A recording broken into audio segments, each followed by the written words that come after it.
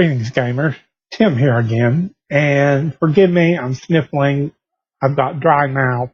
This is going to be short. Today is August 7th, 2017. And the seventh day kicker for RPGADAY is what was your most impactful game session? And I'm going to give you two because one was as a player and one was as a GM. And they are both very memorable moments for me. One was when we were playing a game of High Valor, which is a fantasy game I wrote. A friend decided to run a campaign. And starting the campaign, in order to get the players together, he had us tied together through a mentor figure. And that mentor figure had basically been the man who raised us. He'd been the local priest for the church, and we had been basically orphaned, so he raised us all. And we were all within a few years of each other. So I can only imagine what kind of difficulties that man would have had. Through role-playing, he developed a backstory that our characters tied themselves to, and he did a very good job of it this game.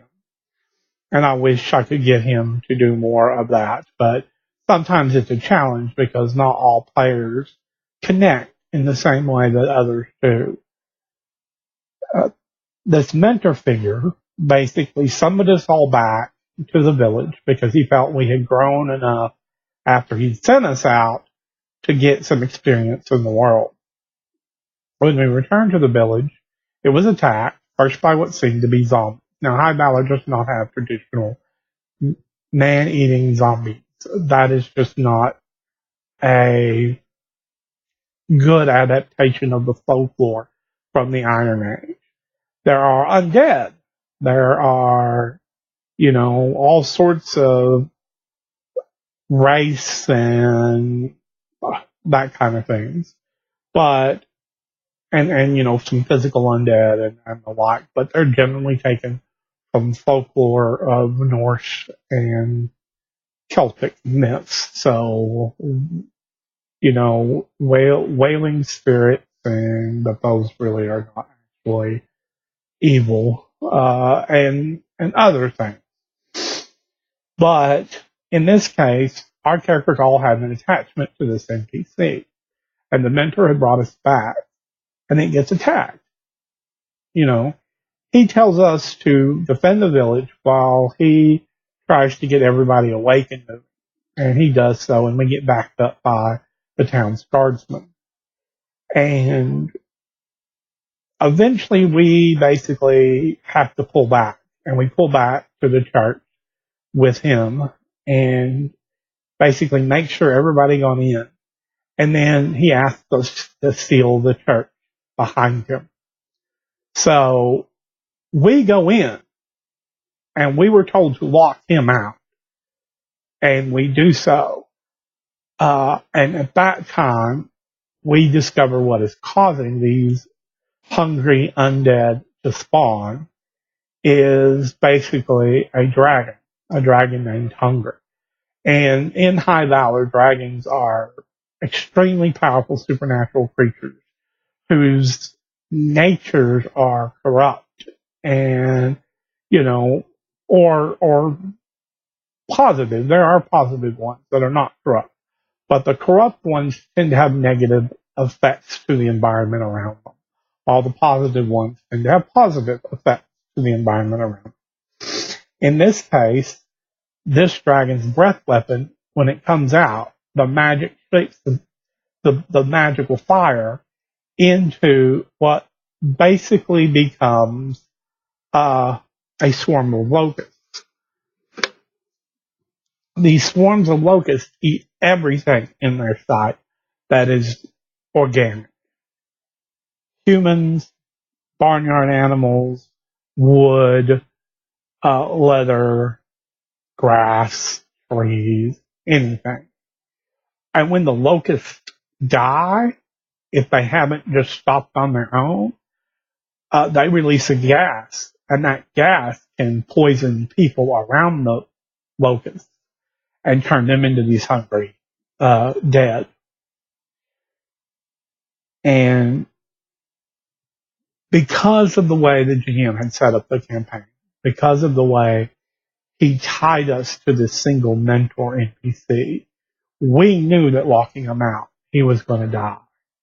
What we didn't know as players was that in turning back the dragon and dying, that we would have an emotional reaction to that. You know, I was practically in tears. Another friend was practically in tears. The third friend, which we still make fun of a little bit to this day, over it, was not in tears, but he said, to be fair, I was half asleep because it was so late, which is true, to be fair to him. But it was a very emotionally moving moment for our characters because the way it had been set up. And a lot of times you don't get that kind of player buy-in in a game. Sometimes they're more interested in stabbing stuff and stealing treasure, and not a lot of games connect to the emotional core of a person playing so that they're feeling what their character is feeling. And there are some people who don't want that. There are some people who don't get that. But for us, we were emotionally moved by that moment. And that I will tell you, was hugely impactful as a game. And I really wish we could get another game like it going sometime, that has that emotional kind of hit to it. The other one that I can think of, the other time that there was an impact, was a friend. I had started running a low-level Dungeons and Dragons game. I started them at 0 level. This was before I had High Valor written. I mean, I had a version of it written, but I wasn't yet ready to play test it. So I started out with 0 level D&D characters. And there were 3 party members. And through the course of the adventure, they eventually, the fastest leveling one was one of the Dwarven player characters. And he got to about 3rd level in game. But by that point, they had had several relatively epic adventures. And I know a lot of people think that you need these high levels and high damage outputs and you need big, powerful monsters to be epic. But to an ordinary villager, somebody who can fight off a few orcs is an epic hero. Somebody who can take down a single ogre is an epic hero. And that's how I've always seen my favorite version of D&D 2nd edition is, you know, when you look at monster stats, many of the monsters are not that threatening to a player character. To a non-player character, they're lethal, they're life-taking. They can do, 20 or 30 goblins can wipe out a village as their stats are written, unless there's, in most campaigns. Now, I know that some of the campaign settings that were published officially did not do that. Like, there were some officially published materials where the player characters did not have nearly as nice equipment or as many levels as the town's guardsmen. And that doesn't really work for me. I prefer the reverse. I prefer that your average person, your average peasant levy guardsman, who is hired to keep watch over the town, either by a town mayor or he's brought up because the local lord wants him in charge and he hires the town's guardsmen. They're going to be people who can hold a sword or a spear. They're going to be able to know how to use it, but they're not the kind of people who are going to be able to stand their ground for long. A character, on the other hand, really should be. Through the course of this adventure, the Dwarven player character, I remember the 3 characters, I don't remember their names, but there was a young man who was aiming to become a paladin, because remember, 0 level characters. There was the dwarf who was just going to be a straight fighter, and then there was one who was a wizard. And he'd been a wizard's apprentice. I'd given him one spell at 0 level, but it was basically a form of cantrip. It didn't do a whole lot.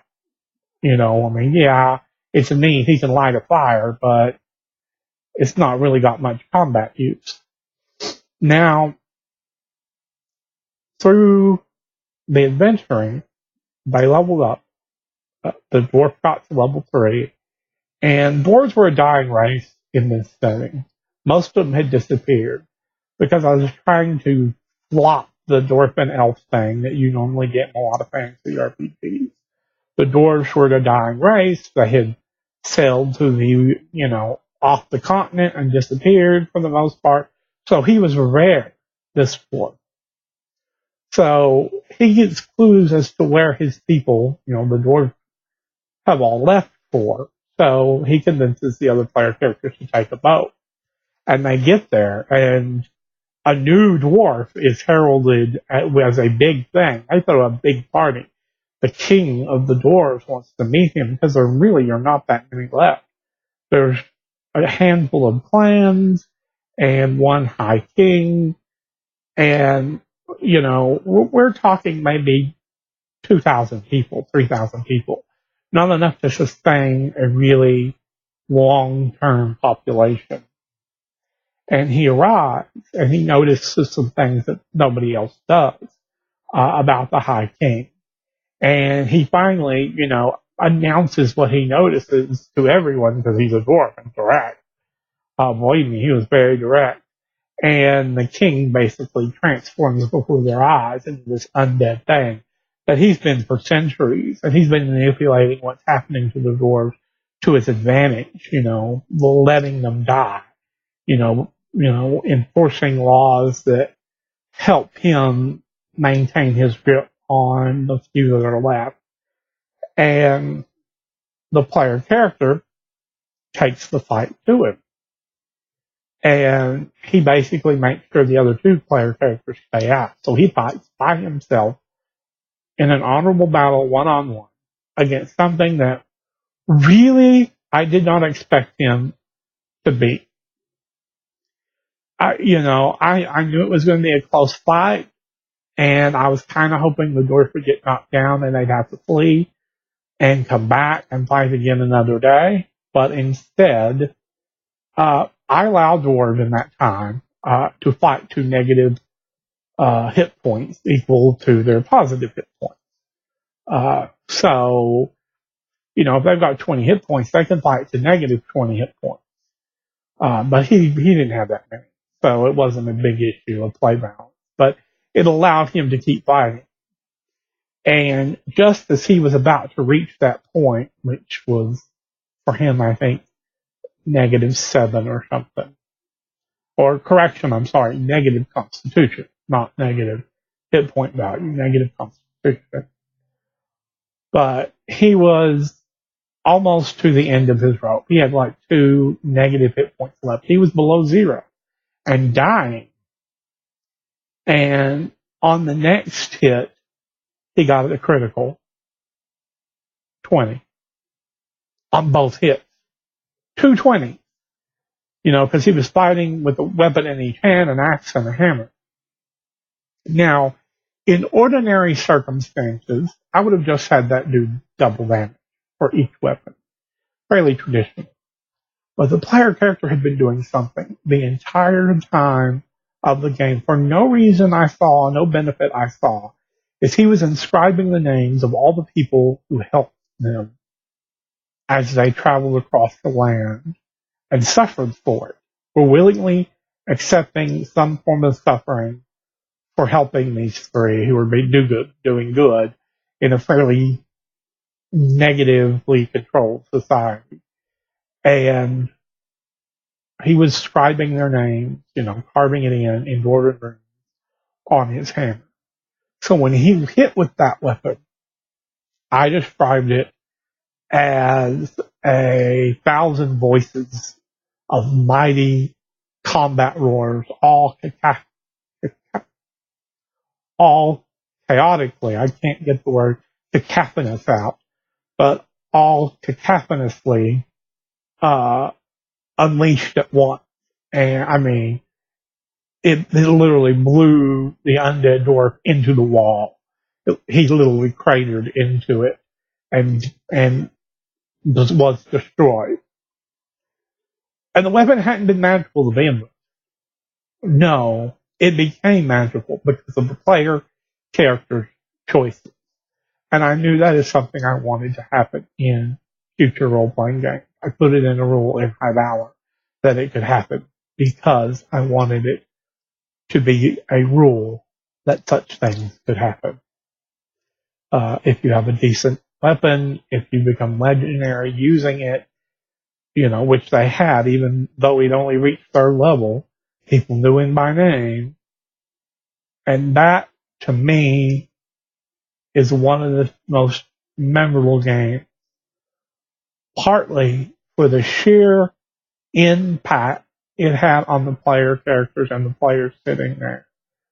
My friends were so impressed with that moment that even today I occasionally think of it and remember their expressions and remember how they were just so excited for so long for that game afterwards.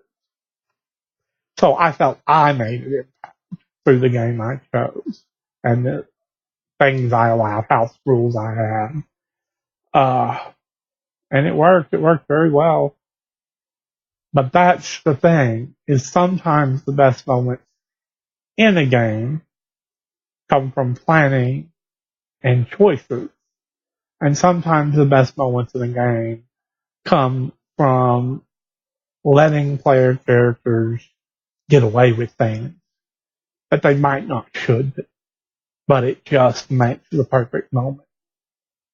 And that to me was a perfect moment for something werewolf shaping to happen. So those are my two most impactful games. I can think of a few others.